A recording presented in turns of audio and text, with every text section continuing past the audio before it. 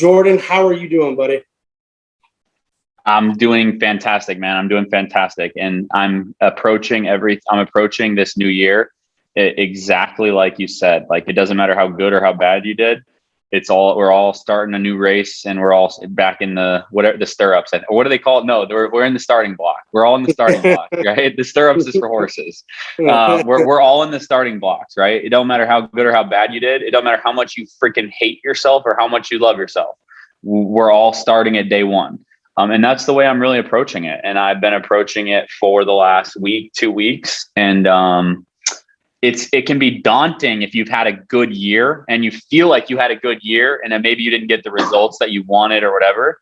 Is like starting over can suck, but starting over can also be a great thing. If you remember your first month in this business or second month in this business or third month in this business, there was times where in the first 2 or 3 months, I was like, dude, this is too good to be true. Like, why are they paying me? And then there was other times where I was like, dude, I am going to be starting over again tomorrow. Like, I basically have done nothing and I'm starting over again tomorrow. But the beautiful thing is this is such a great industry, because even if we lost everything we've done, if I had to start over again tomorrow as a 30-year-old with $0 in my bank account and an insurance license, I know within 2 to 3 years that I'm rich as shit, because I know it doesn't take that much. It's booking appointments. It's simply just setting appointments.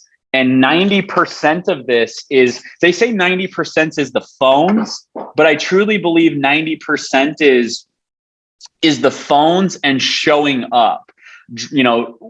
Just getting to that house, just showing up for that, just getting to that appointment, just getting yourself to the table. Sometimes you might have to go in the third back alley door, but that's the sale that gets made. Sometimes you might have to meet the third person. Sometimes you might have to meet at the weirdest coffee shop at the dog park by the train tracks to meet a new agent because they're taking their dog out for a walk. But that's the one that reschedules twice and runs away from you. And the person you've been recruiting for so long, that's the ace. The ace isn't the guy who's like, man, I've been looking for entrepreneurship, Clay. I'm so glad you called me. Dude, that guy is a freaking loser usually. He's delusional. The guy you want is the guy that's tough to recruit, that's hard to get a hold of, that's hard to get a meeting with. And I found the same thing for sales. Like, the ones you have to fight for are your best people. So I'm just really excited to kind of start this as a new year. I don't do New Year's resolutions. I do goals. I wrote down 3 years ago, I wanted to get in the best shape of my life. I did it, and then I let it go. So this year is a lot about health. It's a lot about work. It's a lot about personally recruiting. And personally, it's about flipping legs. It's about hiring new agents and hiring new teams that pass every other team that's already on my team. So, dude, there's a major reason why, I met you about I think like the first day I was in the office, I met you, man, and you just have an energy about you. And that was, guys, if you can believe it, I think Jordan had a team doing about $38,000 a month or something like that. And just something that I've always respected about you is you just have an energy about you, and you're just so passionate about the business. And I think sometimes, like, when we get guys like you on that just have such big agencies, it's like the guy, we've got people that are where you were, right? And so they're like, that's so far away. Like, what could he tell me? And so I just would love for you to kind of share with all of us kind of your mindset. There was a switch. I remember where basically, like, I met you. You were traveling as you do. We stayed in touch. We talked. And then there was like a switch, dude. Like, next thing I know, you went from 50,000 to 800,000, and it was like, it felt like overnight. I'm sure it didn't feel like that way for you, but what kind of, if you could, just kind of like, what changed, and like what did you start doing on a daily basis to kind of get rocking and rolling? Yeah. So and who'd you punch, by the way, dude? Who'd you punch? Bro, I punched myself.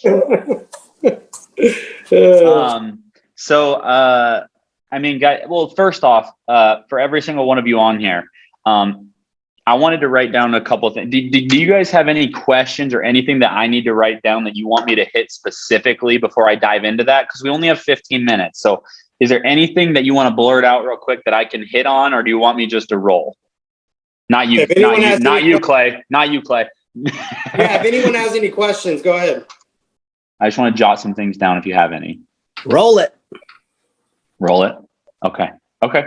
Cool. And what's your overall conversation when you're getting on the phone? Like, I know great a few question. months back you were doing the interviews like in your car and stuff, and those were great. I wish you kept doing those because I was learning a lot from them. But I'll still do some more. I promise. I've had a lot of people tell me that, and I got to stop being so selfish. So my overall conversations so write these two things down. My overall conversation at first is, what questions am I asking? Because that's going to lead the conversation. So what Clay said is, when I look in every single one of your eyes right now that have their camera, is that Clay said, like, I bring the energy. Well, if you guys know anything about Tony Robbins, he says that you create the energy. So you get to create the energy. Like, you can stand up and start screaming and you'll create some energy. So you have to attack every phone call with like that, knowing Erica's judging my tone. She's judging my tonality. She's judging if I'm listening. When she says something and I want her to know I'm listening, I'm like, I understand where you're coming from. That makes a lot of sense to me. And then when I want her to know that I don't care what she said, I'll talk right over her. I don't care. If it's not something that's going to help her, I'm going to cut her off and talk over her. But you got to bring that energy to your new recruits, that there was someone that they want to work with. So if you guys are doing a live Zoom dials in the morning, and there's 7 people on there, realize you could start today. If your team only has 7 on, and you could recruit 7 people for January, put all 7 on the Zoom, and your team's now bigger than Clay's. But Clay's going to help you build the team. And it's Clay's team too. But what I'm saying is, don't wait for Clay. Pack the room that Clay has provided. Pack the room. So what Julius has provided, what Grady provides. The thing that I did really well is Sean Mike never really worked for me, but I put thousands of people on his Q&A. I put thousands of people on the FFL America call. I put thousands of people on Andrew Taylor's USA Managers call, because I knew that the information would get in front of them, and they like, why are they not working with me? So everything is, so what questions am I asking? And then what energy or tone am I setting? And I believe that when someone gets off the phone with me, they will want to work with me, even if it's 3 to 5 minutes and I've never met them. And Cassandra calls me, like, hey, I got this girl. Like, I just got off the phone. Cassandra called me back. Cassandra Carter. She just wrapped up Hall of Fame. She's like, she wants to get started. I just don't know. You're so smooth. And I was like, yeah, I do this for a living. Like you sold 400 grand. Like, I get people to be interested in FFL. So like, and you should be weirded out that you don't get them started. Like, the fact that you're not getting someone into class and getting their scheduled test 15 days. Like, if I talk to someone today, I know I'm shooting for January 12th. If you talk to 3-4 people and they don't all get started, then I want you to record yourself and send me something. You're doing something wrong. You're not doing something wrong. I take that back. You're never doing anything wrong unless you stop. You're not asking the best questions. Okay. Meaning you're not finding out, hey, so it looks a lot like this, Riyadh. So I'm sure you remember, but it's more like, hey, it's really great to connect with you. I want to share a lot about my story and a lot about the insurance license and everything like that. But first, I wanted to get to know a little bit about you, Riyadh, a lot of your successes and what you've been doing the last couple years, specifically the last 2 and 3 years. And I'd love to learn what your successes are and really kind of what's been challenging you and what's missing. And they're going to tell me something. Oh, I do hair, or I do this, or I do that. Okay, now in doing hair, and give me any occupation, Riyadh. Let's role play. Give me any occupation. I was like a travel agent before, right? Okay, and as a travel agent, Riyadh, were you like self-employed, where you were working for yourself, or were you more employed, like you were working for someone else? No, I was working for a company. Yep, getting paid an hourly and commission.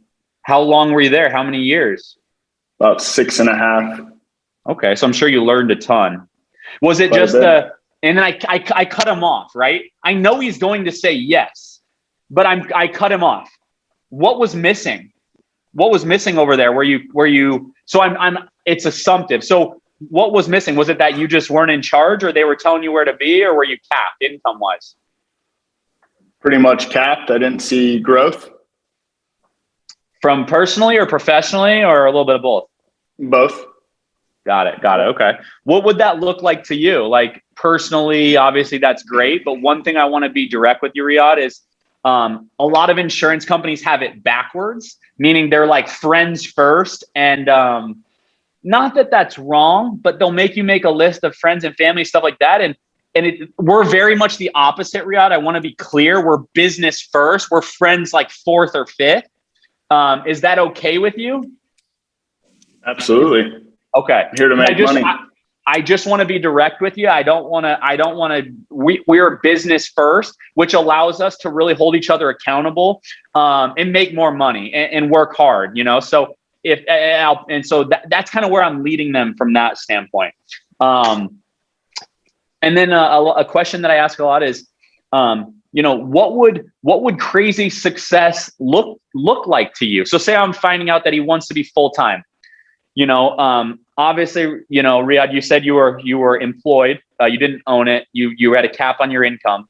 But as an insurance agent or as a broker, if it went better than you could even imagine, dude, like if your first year went better than you could even imagine, what would that look like for you on a monthly income wise? Like, what would that look like? Like 30 to 40 grand. Like 30 to 40,000 a month. Be about double what I was making. Yep. Okay, cool. And we got tons of people doing that, but just so you know, that is going to look like about $2,000 to $3,000 a week of leads. So about $12,000 to $15,000 a month to get to your 35 to 40,000 of income. Does that make sense? I don't want to say that you could do that with $500 to $1,000 a week of leads. Spending $2,000 or $3,000 isn't going to get you to 40K. Do you have $2,000 a week that you can invest into your marketing and leads right away, or are you going to be scaling it up to try to get some revenue? Yeah, I would have that money right away.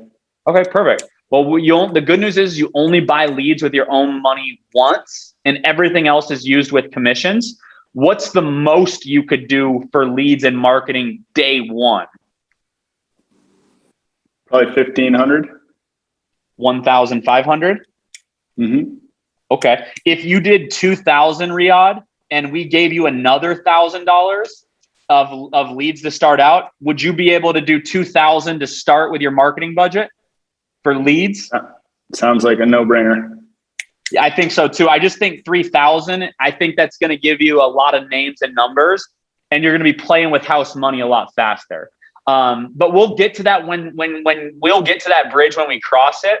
From a work ethic standpoint, Riyadh, obviously you've been there 6.5 years, so they didn't fire you, in the first 5 years, 6 years.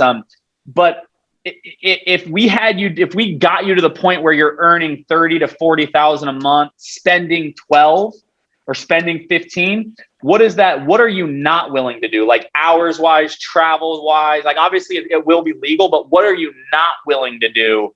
Like, is there places you're not willing to go, or is there, hours you're not willing to jump on the phone? I just want to make sure we get that up front. I don't have any kids. I'm not married, so I'm willing to do whatever it takes. Me either, man. Me either. And that's it. It's a blessing and a curse for us because, sometimes when we go out and make 30, 40 grand, if we don't have kids. So I would really love to hear what your 2-year or 3-year goals look like. Like say you have 200,000 in the bank, you're a Hall of Fame producer after year 2, which Hall of Fame here, Riyadh, is 33,000 a month, 12 months consecutively, or 400K a year. So are you going to kind of stop working after you get financially free after a year or 2, or do you see this being a long-term career? No, it looks like a long-term career. My goal from your video was to build a team and have some passive income. That way I don't have to always trade my time for money. It's the best way to make money, dude. But let me tell you this is what I tell people all the time, Riyadh, is it's not hard. It's not easy. Okay. What I mean by that is we only do a couple things. We're on the phone all day. We book appointments, we call leads, and we book and we talk to people about joining the business. So all we do is we sell life insurance and we get other people to help us sell life insurance. Okay. Now you can make 300, 400, 500,000 on your own pen, but to make $1 million a year, $2 million a year, that will require building a team, being an agency manager. Have you ever managed people? Do you have aspirations of building a team, or do you just want to do it solo? I've done a little bit of management, but I definitely do want to build a team. I don't want to just work until I'm 65. Okay, cool. Dude, you obviously see the picture of it. I don't have to explain it to you, but what I'm going to send you a quick website as well. Obviously, you're going to figure it out. You're sharp, but get this to a couple of your top guys. See if this would help them. I'll send them over a text of like fflamerica.com/join the Facebook group. I'm like, bro, obviously you're going to figure it out, but get your top 4 or 5 guys that you can think of on this real quick. Let me know what you think about it. And so it's like a third party slash delegation of like telling me you actually went to it. So that's awesome. And then, so I kind of take it away from there.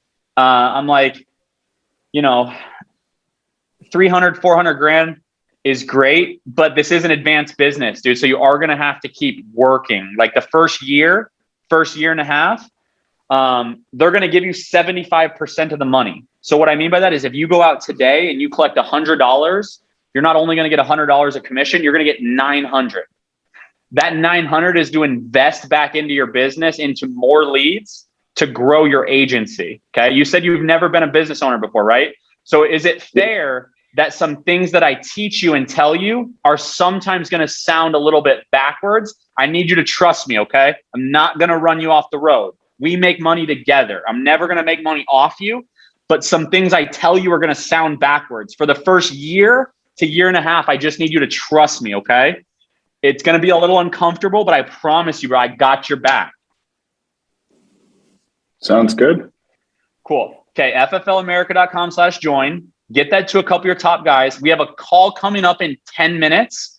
Do you think you can get 3 or 4 people on that with you? What it is, it's our weekly report card. Just let them spy on the team. See if they think it's something they'd be interested in. If I sent you the link, you think you can get 3, 4 people on that with you?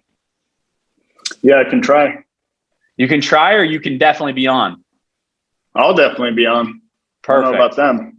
I know. Perfect. I'm going to send you the link right now. As long as you're on, you'll get to see kind of the team's results over the last 7 days, and got to see how much people made over Christmas. And it's not our full sales force because a lot of people did take vacations, but I want you to know that you have the opportunity every 7 days to be on this leaderboard right here. Okay. So I'll send it to you, and that's it, dude. I'm in. I mean, I don't know where else to keep going, but it's, every call's a little different with like listening and asking them and figuring out what they want to know, hitting their hot buttons, getting them to move, asking them quality questions. If you have a bad recruiting call, it's because you asked shitty questions. You didn't find out enough about them or what they care about conversationally. So sell time right away. Right? Hey, I don't have a lot of time. I have another call in 8 minutes, but I'm so glad I caught you, man. I'm so glad I caught you on my way to my next appointment. I just made $3,000 walking out of that last home, bro. How's your day? Share, like, you're selling time, and then you're dropping good news. Like, you're not bragging. You're just like, dude, this lady I just met, Mary, you wouldn't believe it, dude. She was a plumber. You would have thought she was a school teacher. She was a plumber for 37 years. And I was able to help her and her 3 kids and made $3,000 last hour, dude. How's your day? And like, just dropping good news on them. And then going back to those last 5 to 10 people you've recruited.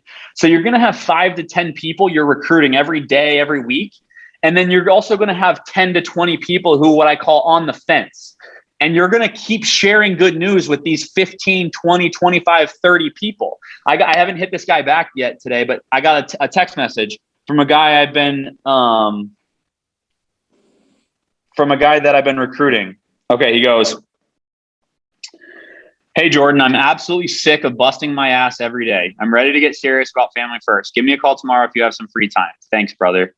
And it's like, so if you don't send them a link or a tool or this, like it's just following up with those fence sitters for 30, 40, 50 days at a time, finding what they need and then delivering it to them. If you can make 8 to 10 grand a month in this business, you're rich. So quit comparing yourself to people writing 30, 40, 50, 60, 70, 80 grand. Go make more money than you've ever made, whatever that is, and then get 10 people. If Clay's calls only have 18 people, you should be able to bring 18 people to that freaking call in the next month. You should have 18 of the 36. There's no reason. You can use all the tools and be a good promoter and then get them on. Okay, so that's what I would do. Be a great texter, be a great caller. If you look at your phone list, you shouldn't be able to see yesterday on your iPhone. What questions you got? Anybody else? We got like 2 minutes, 3 minutes. Anybody? Jordan. Hey, Jordan, every week, what do you think is a good number amount of recruits that you brought 10. on every week? 10 yourself. 10 Okay. yourself, not with your recruiter. 10 that you know, 10 that you recruit. Amy, go ahead. Do you have that broken down? If they say they want to make 10,000, what the budget is, 20,000, the part where you were talking about how much budget a week for their marketing? What I would do, Amy, is I would use I would just do a quick 3-way call with Clay. Did Clay hire you? No, I'm under Julius and Matt. Perfect. So call Matt and call Julius and just say like something simple like, that's a really great question. We've got a budget set exactly for that.